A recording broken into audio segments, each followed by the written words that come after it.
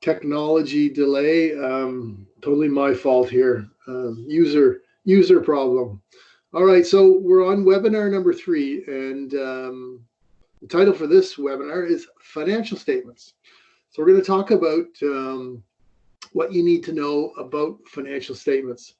We're going to get a little bit into as well hotel financial statements, but we're going to start out with sort of a big picture so we can increase your understanding. So just to go back real quickly, webinar 1 and webinar 2. In webinar 1, we defined financial leadership. We talked about the pillars of our business and how the financial piece needs to be treated the same, how this is good stuff for your career, and how you can really grow your own personal prosperity with financial leadership. Webinar number 2, we talked about the principles of business, talked about accrual versus cash accounting, talked about business types, really talked about why we use the information the way we do, and then we introduced lots of terms and definitions. And just a reminder about today's session, you'll be able to get a copy after the webinar is over. I'll send everybody an electronic copy. Please use the chat for the polls and questions.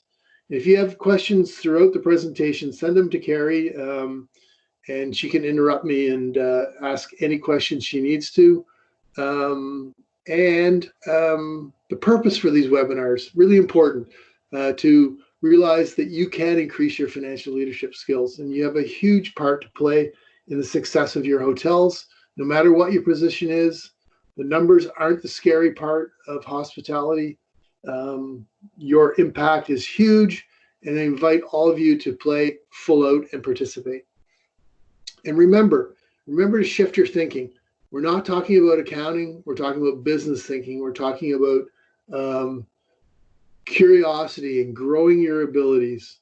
With these skills, your career is really going to be in a much better position, and you'll be able to leverage that into greater career success. So always remember, it's not accounting that we're talking about, it's business thinking. That's a key distinction for you to really realize. The accountants do the accounting. The accountants are going to do the stuff they need to do every month to produce the financial statements. But for you, it's about understanding how things work. So if you can use the analogy of a car, you know how to drive a car. You don't need to know how to fix it. You don't need to know how to repair it. You can hire a mechanic to do that. That's kind of the same thing here. You can drive this car we call the financial part of hospitality. You just need some lessons to learn. So that's why we're here today. So let's jump right in. We're building a foundation. We're going to continue to add to that today. We talked about this last time, but I'm going to remind you what a financial system really is. It's really just a language that we're going to learn so we can communicate and speak that language. We're going to become fluent. We're going to want to teach others. And ultimately, it's about building your skills and abilities to leverage your career. So who governs the accounting world? Touched on this last time as well, but it's really important to remember. We're just like doctors and lawyers over here in the accounting world. We're self-regulated. We set our own standards and principles based on a body of knowledge and based on a group of people. So that body of knowledge is expressed in this acronym we call GAAP, which stands for Generally Accepted Accounting Principles. And that's a universal concept, and it's universally accepted that this is how we do accounting. And accounting is done the same way around the world. The only people that do accounting are different are governments.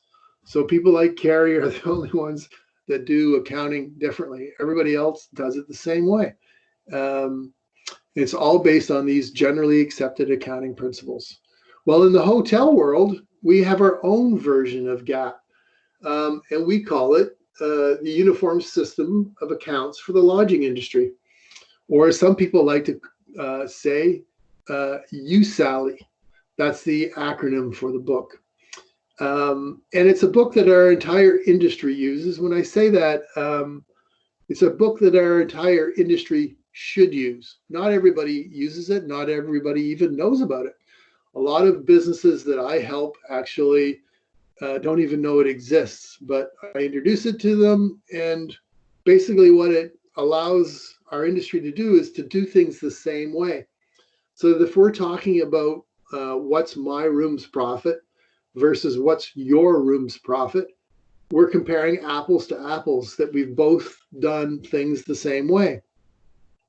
And again, I work with a lot of clients where the whole idea of this is kind of foreign, and they've come up with their own way to measure certain performance and activities. And it's like the Wild West. They're all over the place, and they don't want to do it. You don't want to do it that way. You want to follow what's in the book. If you were to present that information, let's say to an auditor or maybe even a banker, if you wanted to borrow money, they're going to expect it to be in a certain format so they can understand it and compare it to other industry norms. That's why we use the book.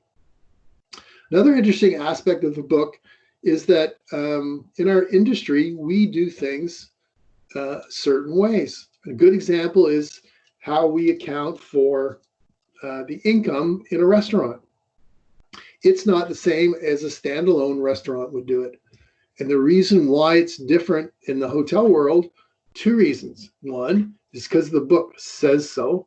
And the second reason is because we're running a hotel, and that restaurant is there as an amenity to our guests.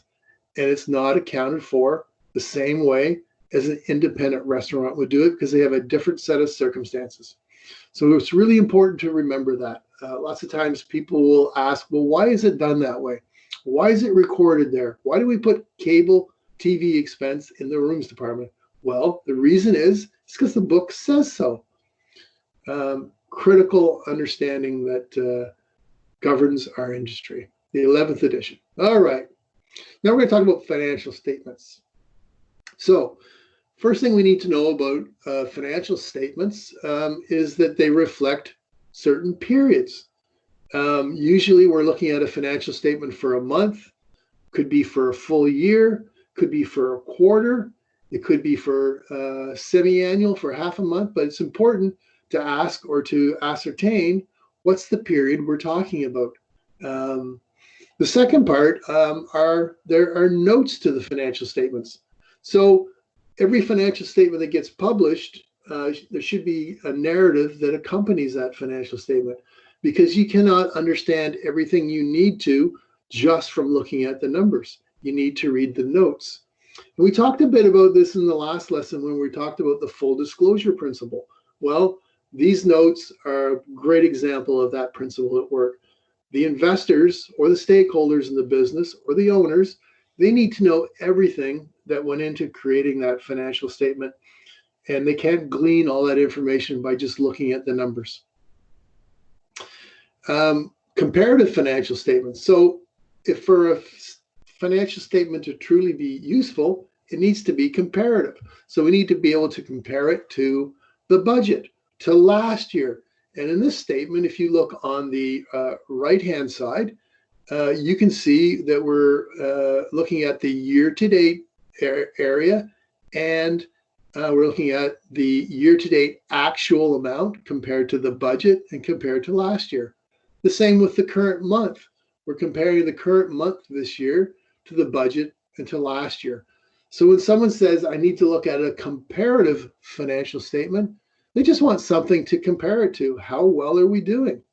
Are we ahead of last year? Well, in this case, we're at 12.2 million. The budget was 11.7 million, and last year was 11.7 million. So in the comparative financial statement, we're ahead. So that's a comparative financial statement. Audited financial statements. Well, most people that look at financial statements don't want to just take the accounting department's word for what's going on. Internally, that's fine. But anybody outside of the business, like a bank or maybe the provincial government that collects taxes, they're going to want to look at audited financial statements. So in other words, an auditing firm has reviewed them and has put their stamp of approval on them, saying that they're prepared in accordance with GAAP. or with the Uniform System of Accounts, or in accordance with the standards. It's really important. So again, when you're looking at financial statements, have they been audited or not? And usually when you're looking at a financial statement that's been audited, it will say so, just like this one. Okay, so then the first real financial statement we want to look at is what we call the income statement. Now, when we say income statement, we also mean P&L or profit and loss statement. They're all the same thing. And an income statement basically is a series of numbers that starts out with revenue and ends up with a profit. So you can look at the income statement the following ways. One, it's always a snapshot in time. So if we're looking at the income statement today from December 31st, 2019, for example, it's really of no relevance because this is May, and look what's happened between January and May. So you always want to ascertain what's the date of the financial statement. And the financial statement always reflects revenues less all expenses. And it's kind of like your paycheck. We start with a big number and we end up with a much smaller number. So your big number in your paycheck would be your gross pay. Much smaller number would be the net pay. Same idea when we're looking at an income statement. We start out with total revenue. We subtract all of the costs, the payroll and the expenses, and we end up with profit. It tells us what we're able to keep in the way of profit. And typically inside of our business, each month we produce an income statement. We want to be doing it every month and using that statement to help us manage our business. And it's important to realize that the profit or loss from this month and the previous months is kept on the balance sheet as equity. And we're going to get to an example of that in a few minutes here, but it's important to remember that. So this is what it looks like. This is a real simple one, but we have the revenues on the top, 2.4 million. Then we just subtract the departmental expenses to get the gross operating income. Then we subtract the undistributed operating expenses or the overhead to get the gross operating profit. So now we're going to move into talking about assets and liabilities. So quite literally, it's important to understand what the definition of an asset is. So an asset is part of the balance sheet, and it's not part of the income statement, first of all. But quite literally, an asset is something we can use to make more money. So cash is an asset, inventory, equipment, buildings. So you might ask yourself, well, how do we use cash to make more money? Well, with cash in the hotel business, we can buy tequila. And when we buy tequila, we can make margaritas and we can make more money. I can also take that cash and I can buy tenderloin. And with tenderloin, I can cut it up, serve it as filet mignon, and make more money. So what's also important to remember about assets is that we don't put them all on the balance sheet. So the question here is, what do we value most in our business? Well, we always tell people, tell our customers that we value our people the most. But we don't put our people on the balance sheet. We don't measure the value of our people that way. What's the definition of a liability? So again, in the balance sheet, we have three parts. We have assets, liabilities, and equity. Second part are liabilities. Well, liability has three distinct characteristics, and it's defined as an obligation. And this obligation embodies a duty or responsibility. And the duty or responsibility obliges the entity, leaving it little or no discretion to avoid it, and the transaction has already happened. So a great example of a liability is sales tax. So we have a duty to collect that for the province. If we don't remit that tax, we're going to have a big problem. And The tax has already been paid by the client. It's already happened. Another great example of a liability is vacation expense. So your employer owes you your vacation pay. They have no way of getting out of that. If they do, they're going to have a big problem with the labor board. They don't want to do that. And you've already earned your vacation pay. So all those are great examples of liabilities. The third one is owner's equity. So the owner's equity is what they have the rights to. And quite simply put, the best way to understand equity is to think about a house. So imagine you own a house, or you and the bank own the house. And let's imagine that the house is worth $250,000. And let's also imagine that you have a mortgage on the house for $150,000. In other words, you owe $150,000 on that house. That's your liability. Asset is the house, liability is the mortgage. My question is, what's your equity? Well, in quite simple terms, it's 100,000. 250 less 150 is 100,000. So your equity is $100,000. That's a balance sheet. It's exactly the same concept. Assets minus liability equals the owner's equity. So back to looking at a balance sheet in its whole entire being, the three parts. It's also a snapshot in time. And it simply measures how much assets and liabilities and equity you have. And you could be the biggest, most complicated company in the world.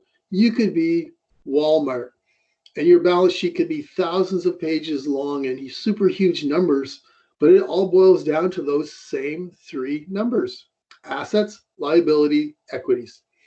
What do you have? What do you owe? And what are you entitled to?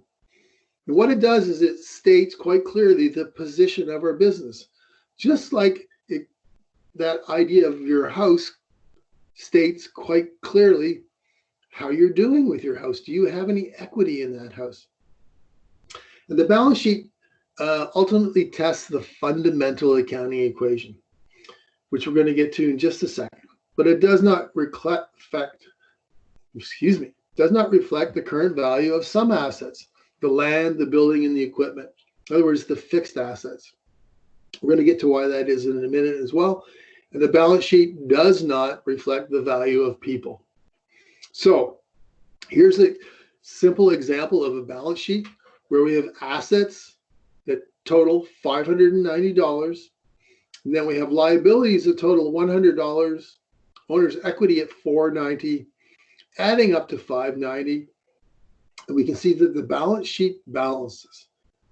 And what it shows us and what it proves is that the fundamental accounting equation is correct. In this case, assets equal liabilities plus owner's equity. Back to that idea of the house, the asset is $250, the liabilities are $150, the owner's equity is $100. It's exactly the same concept. So we all have a personal balance sheet. And I sent all of you an exercise, and we're going to have a quick look at it now. And what I would like all of you to do is to write down on the top house and the value of $250,000. On the bottom, I'd like you to write mortgage and the value of $150,000. And then I'd like you to subtract the two and come up with your net worth or your equity at $100,000. And you can take this and print it out and run it again and actually do your real assets. All the things that you have that have value. And from it, subtract all of your liabilities, your loans, your mortgages, your utility bills, the things that haven't been paid.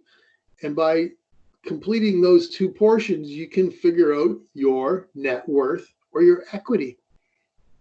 And that's your own personal balance sheet. But inside a business, it's done exactly the same way. It's exactly the same concept. Assets, liabilities, the difference between the two is what you're entitled to. which is your equity.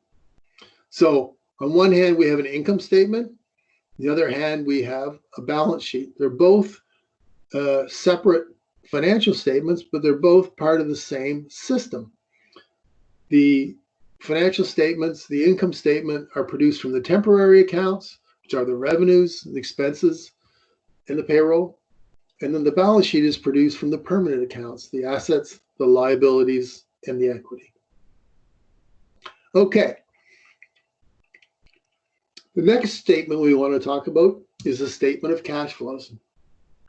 And this isn't something that a lot of you are ever going to have anything to do with, whereas the P&L you'll probably have more involvement with, balance sheet perhaps a bit less, but cash flows probably not that much. You'll talk about cash and you'll need to understand where you're at, but a cash flow statement really is looking at how we account for our cash, looking at three key things. One are the operating activities.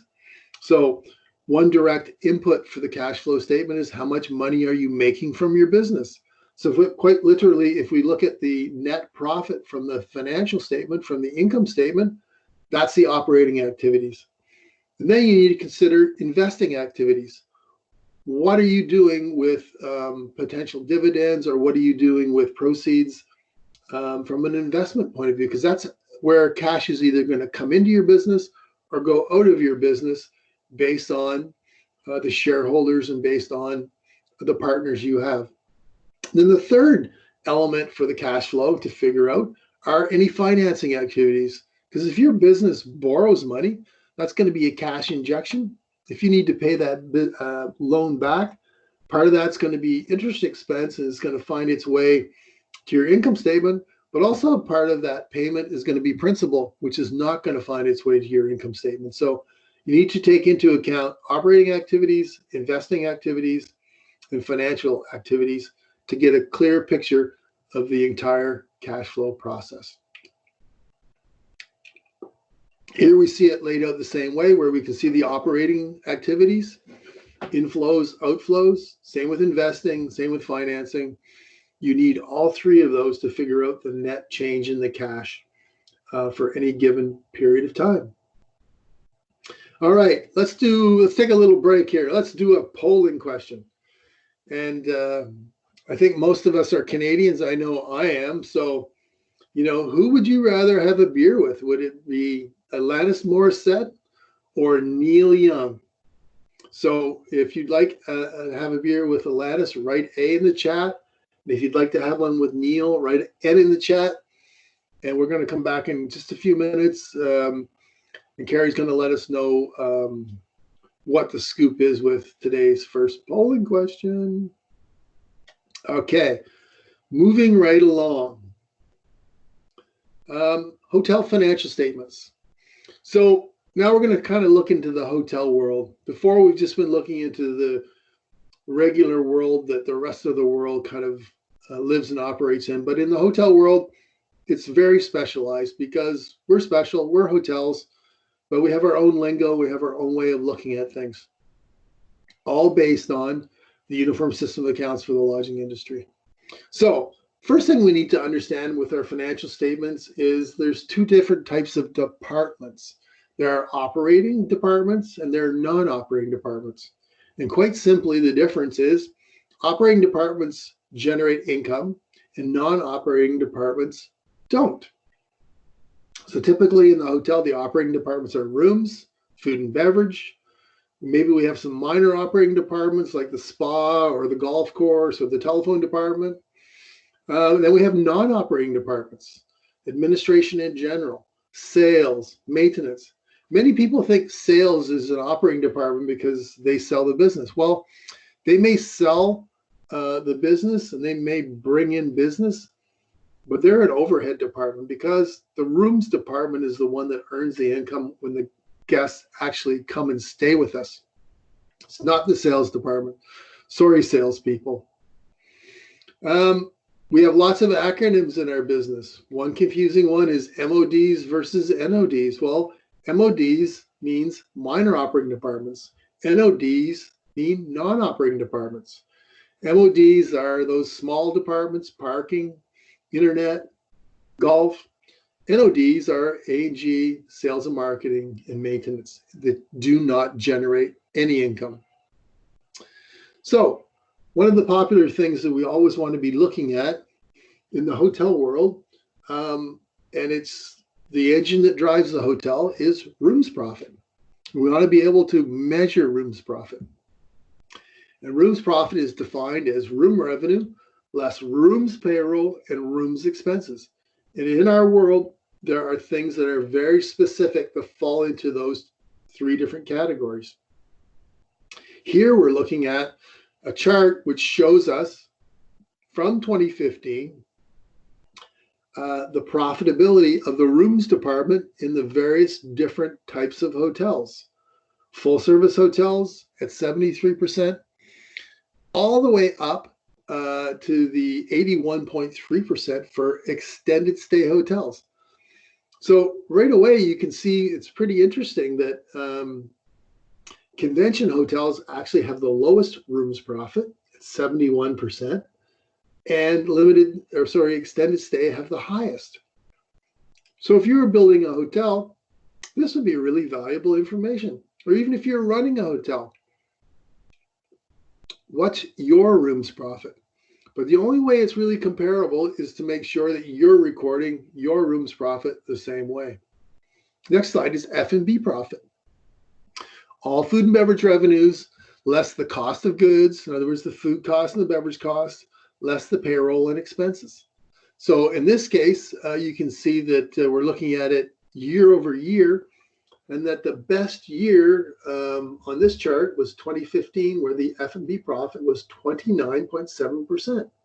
But remember, I told you we don't measure food and beverage profit the same way a restaurant would. Well, the fact is 29% is really not that good, because the way we account for F&B profit, we do not charge any overheads to food and beverage. We don't charge any property taxes. We don't charge any utilities. We don't charge any credit card commission. We don't charge any advertising costs. It's simply F&B revenues less the cost of goods, payroll, and expenses. So in reality, that 29% is probably more like negative 10%. So remember that when we're looking at F&B. We do it differently in the hotel business. And the reason why we do it differently is because the book says so, and because food and beverage is an amenity to our operation. Gross operating income. It's the income from all the operating departments. Remember I told you there was operating and non-operating? Well, GOI measures the income from just the operating departments. And it should be north of 60% in a good hotel.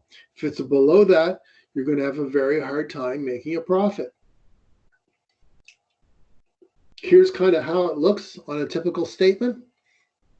We can see it right in the middle of the statement, right above the brown line. And the GOI in this hotel in January is 72%. So they're doing okay on the gross operating profit, gross operating income line, gross operating income, GOI. Middle of the statement measures the activity from the operating departments. The next thing is GOP, gross operating profit. And it's the income from all the operating and all the non-operating departments combined. So it's all the revenues less all the expenses in the hotel that we control. And we like to refer to GOP as the manager's number or the general manager's number, because ultimately it's what they control. Everything below GOP is outside of the manager's control typically. Everything above GOP, all the revenues, all the payroll, all the expenses, those are all decisions made by the management team. So we call GOP the manager's number. And you can see GOP in this hotel, gross operating profit, at 36%. It's formulated by taking the revenues, subtracting all of the costs, subtracting all of the overheads, so you get the profit picture that's being generated by the hotel operation. Expenses below GOP. So what we call below the line is known as overhead.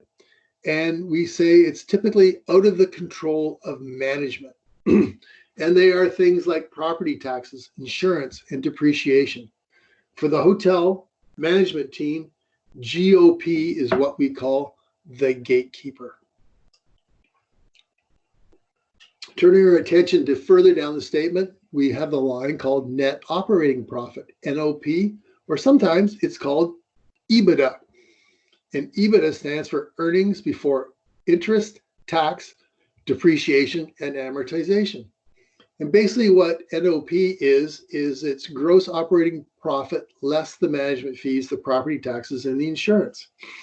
And what it represents is it represents the cash flow from the operations. And this is really what we refer to as the owner's number. GOP is the manager's number. Cash flow is the owner's number. Cash flow is the bottom line of the business. Obviously, the owner's concerned with that. Capital. What's capital? Well, in a business, it's definitely not Ottawa. It's not London. It's not Washington. Capital is the money that the owners invest in the hotel for renovations, typically. And when it's capital, it doesn't actually flow through the income statement the same way expenses do. When we capitalize something, what we're going to realize is that it represents something that will give us the ability to make money over a long period of time. So how long does a bed last? How long does a computer last? How long does a boiler last? All these things need to be divided by their useful life. And then that amount of cost each month is put into the profit and loss statement, and it's matched against the revenues. So capital, excuse me. Capital is very different than operating expenses. Capital represents the money that the owners invest inside of the business for ongoing upkeep and renovations. Reserve for capital expense. You'll hear this term used quite often. And what it is it's a facility that happens each month inside of the hotel where we charge the profit and loss statement, typically 4 or 5% of the revenues. And we take that money and we literally put it in a different bank account and we build up money for renovations. That's why it's called a reserve for capital expense. Typically in the hotel, we don't want to wait until it's time to renovate and then go, oh, where's the money going to come from? We want to make sure vis-a-vis the management agreement that the owner is setting that money aside. It's really important to the brand to ensure that the owner has sufficient dollars to keep the hotel looking the way it needs to. And we do that using the reserve for capital expense. Furniture, fixtures, and equipment, FF&E, it's always referred to. And all it really boils down to is it's a group of capital items. Typically, these items last between 3 and 7 years. And it's everything that we need to run the hotel that's not going to be used as an expense. So things like TVs, things like beds, things like carpet, things like meeting room tables, things like armoires, sinks, anything you can think of that's sort of in a physical structure or that's kind of a permanent asset of the hotel is what we call FF&E. And it's different than toilet paper or folio paper or soap or food that we buy and create our menus with. FF&E is amortized over a period of at least 3 to 7 years. And it's a great example of what principle? What's a great example of? The matching principle. If we had to expense all the beds we bought every year, we wouldn't be making any money. So we expense those beds over their useful life. It's called FF&E. Net operating income. is what we call the profit or the bottom line. NOP, revenue less all expenses. It's what we call the owner's number. So sometimes you'll see NOP, sometimes you'll see NOI. They're kind of really the same thing. But what you want to be able to relate that to is what is between GOP and NOP or NOI or EBITDA. So quite often we will talk about ratios. And here are some common ratios in the accounting world, especially in the hotel world. Current ratio. So what that simply means is we're dividing the current assets by the current liabilities. What's the ratio between the good stuff in my business, the assets, and the bad stuff, the things I need to pay for, the liabilities? Then there's the term working capital. You'll hear this quite often, that we're running low on working capital. Well, quite literally what that is in dollar terms is the current assets minus the current liabilities. What do I have on hand that I can use to make more money? Current assets. What do I have to pay for that I can't get away from, which are current liabilities? What am I basically, what's the situation with my cash flow? Accounts receivable turnover. For any hotel that has receivables, it's the sales divided by the average accounts receivable. A good number is probably something like 15. So in other words, the receivables turnover 15 times within the sales cycle. Inventory turnover. Cost of goods sold divided by the average inventory. So we figure out our cost of goods, which is our opening inventory, less our plus our purchases, less our closing inventory, divided by the average inventory. Debt to equity. So basically, it's the total liabilities divided by the stockholder's equity. So in other words, how much liability do I have versus how much rights do I have to the actual business itself? How much am I left with? Divided by my debt. All right. Before we ask the second polling question, let's hear from Carrie as to whether it's Alanis Morissette or Neil Young. It was pretty close. We had 5 Neil and 6 Alanis. Oh. But I'm going to put myself in for Alanis. So 7 to 5. Well, Neil's getting a little bit old, so I can understand why maybe some people wouldn't want to have a beer with him. But my choice would have been Neil Young. And actually, I used to live in San Francisco, and he has a ranch just south of San Francisco, and it's in a really cool canyon. Anyways, there's a story on my website. If you want to go and read about how I met Neil Young, go check it out. All right, here's this polling question. Do you get to see the monthly financial statements in your hotel? Write yes or no in the chat. In other words, do the senior managers in your hotel, does the GM or the owner, do they share the complete financial statements in your hotel? I'm not talking about the daily reports. I'm not talking about your one page. I'm talking about the profit and loss statement. So let's just take a minute, and I want to hear from Carrie what the answer is.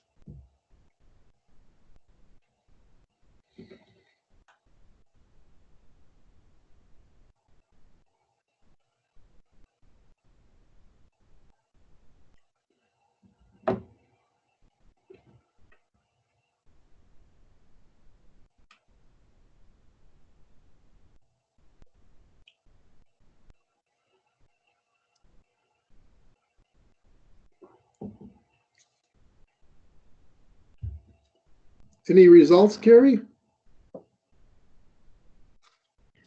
Yes. Everybody that has responded has said yes. Excellent.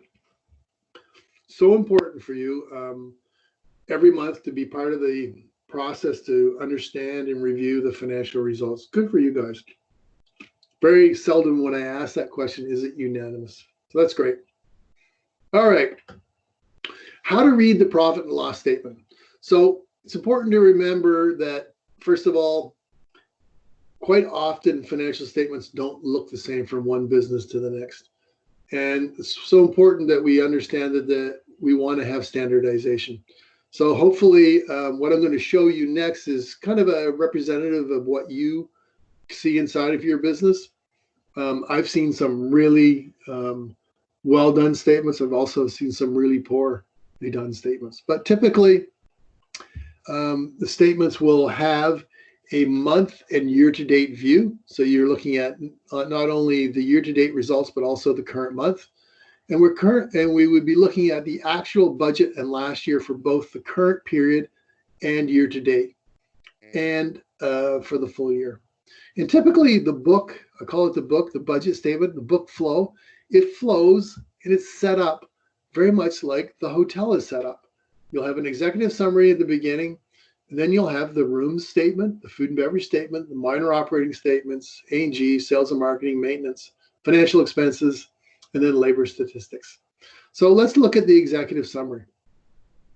So here we are looking at the same statement again. And we see the current month on the left side and the year-to-date value on the right side. The current month is actually the month of December, and year-to-date here is actually 12 months of actual results. So what we see down the left side are the current amount, actual, budget, and last year. So we can see for the month of December that we actually increased over our budget by $112,000.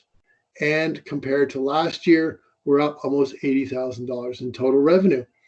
And then we see the year-to-date values at 12 million, 11.7, and 11.7. And then from there, that's the total revenue line. We then get into the first department, which is the rooms department. We see room revenue, room payroll, rooms expenses, departmental profit. So in the case of this hotel, year-to-date, the rooms profit is 60%. And compared to budget, the budget was 61.4%, and last year 62.3%.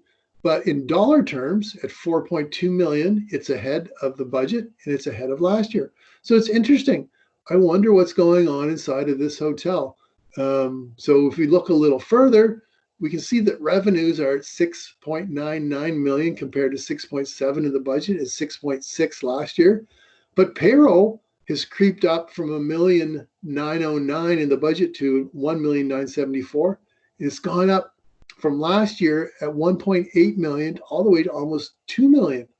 That's really cutting into the profit. Same with the expenses. Expenses were budgeted at 707.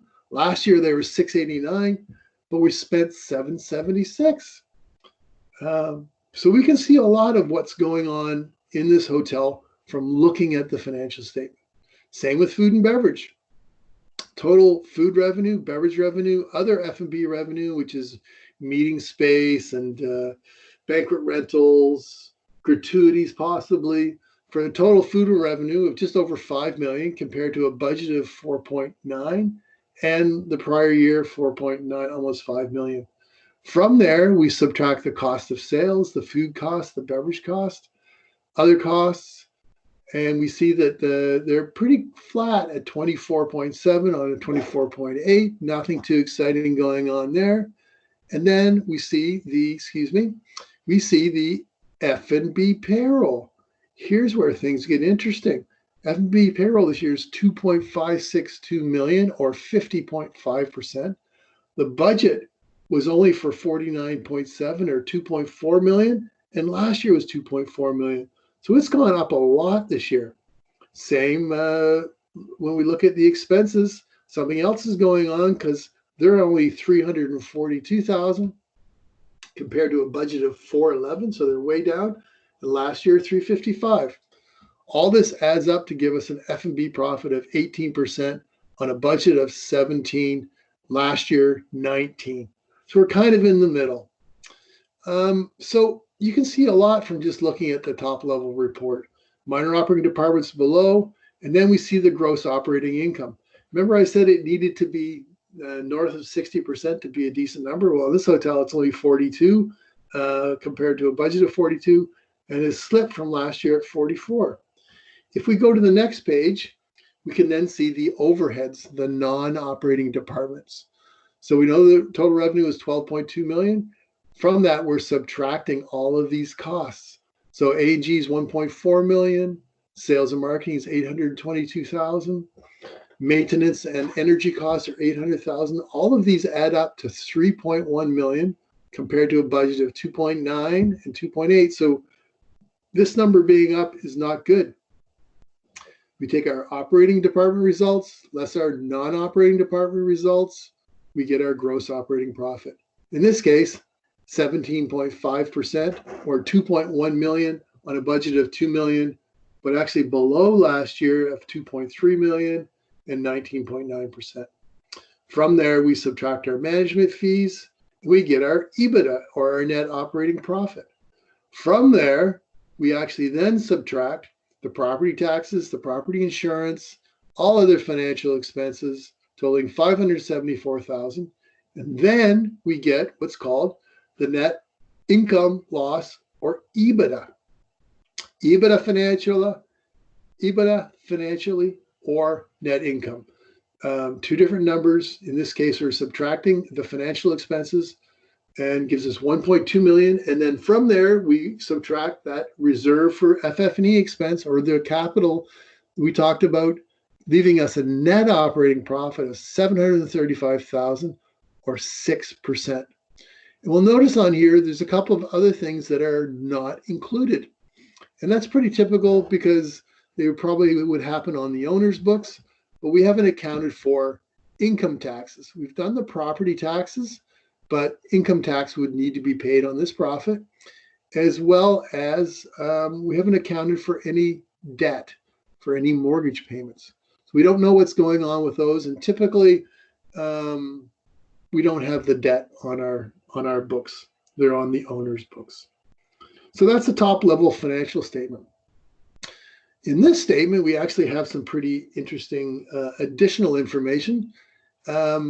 We have the balance sheet. So in this case, we're looking at not the budget, because we don't budget the balance sheet. We're just comparing this year to last year, actual to this year to actual last year. And what it measures is it measures assets, liabilities, and equity. So let's have a quick look at it. Here's the current assets and long-term assets inside of this business. Current assets, in this case, are cash, city ledger, which is your receivables, guest ledger, which is what everybody in-house owes you, total receivables. Then to that, we add our inventory, our food and beverage, our supplies. We add our prepaids, and then we add the fixed assets that are on the books, gives us total assets of $1.3 million. That compared to the prior year at 804,000, gives us a variance of 512,000. From there, now we're going to look at the liabilities. In this hotel, the current liabilities are $2.2 million, and the equity is actually negative 938,000.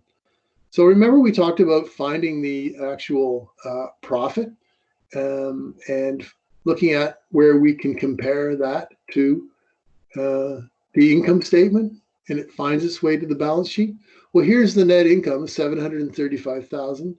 And when we look at the equity section, the current year's earnings are part of the equity.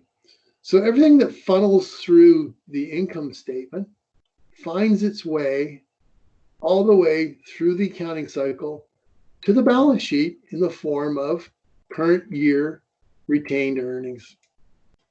And interesting enough, you can look inside any balance sheet and you can see the amount of earnings year to date as well. So in this case, lifetime to date, this hotel has actually made $5.3 million in profit so far.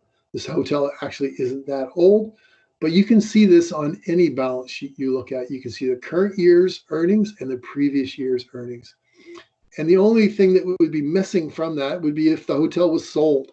The hotel was sold a couple of years ago, it starts over again. So that's a good look at a balance sheet. So with that, I'm going to turn back to Carrie, and I'm also going to ask the audience to submit any questions you may have from today's webinar or anything we've covered to date, or anything you might have a question about as it relates to hotel finances and accounting and financial leadership. Anything.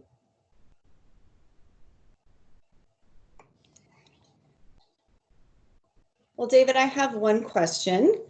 Okay. What's the biggest mistake you see that hospitality operators make when it comes to the numbers? Well, I think one of the biggest mistakes they make is they don't share the financial information with a lot of the leadership people.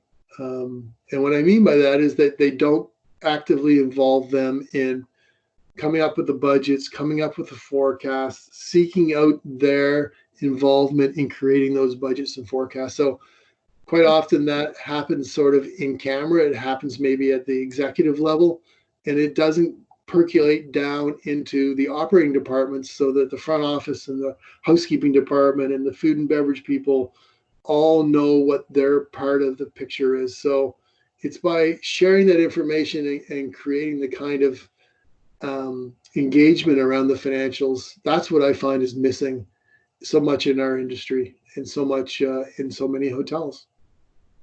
Okay. I think we have time for probably one more question. I guess, what's the one thing we know for sure about the budget or the forecast? Okay, I love asking this question in my workshops when I get to that part of the program. And we have this idea in our head that the finances inside of our business and doing our portion, it's kind of like we think about it like it's grade 10 math or algebra. And our notion around that would be something like this: I just need to pass this course and I'll never have to take this stuff again. I just need to put it behind me. And when we look at the numbers inside of our business, it's not like that, because these numbers, they're never going away. But the thing we need to realize is that they're never going to be perfect. It's just like the guests, just like the colleagues. We come to work every day and we have to deal with them. We do the best we can to get the best result we can, but we know that the guests and the colleagues are never going to be perfect. Well, the numbers are never going to be perfect. Mm-hmm. So when we translate that into what's the one thing we know about the budget or the forecast, the one thing we absolutely know for sure is it's wrong. It's always going to be wrong. What we need to do is take our shot, put our part together, lay out the best plan we possibly can, but know it's not going to be perfect. So that's the answer to that. I think that's really good advice. Yeah, don't get too hung up on it, because it's not going away. It's never going to be perfect. And it's not like grade 10 math. You do have to take it again. Well, I think that's all we have for questions, David. Okay. Well, again, I want to thank everyone, and apologies for the technology glitch at the front. It's entirely my fault. And thank you, Carrie, for being such a great host. And thanks, everyone, for attending. If anybody has any questions in between, they want to email me, by all means, please feel free to do so. And I'll package up the third installment and email it all to you. And I appreciate your participation. Thank you. And we will also be providing the recorded version of this as well. I'm sending out the webinar link right after this to last week's. And then when this one is made available, then I will send that out as well. And we will see you next week. Thanks, everybody. Good stuff. Take care. Thank you.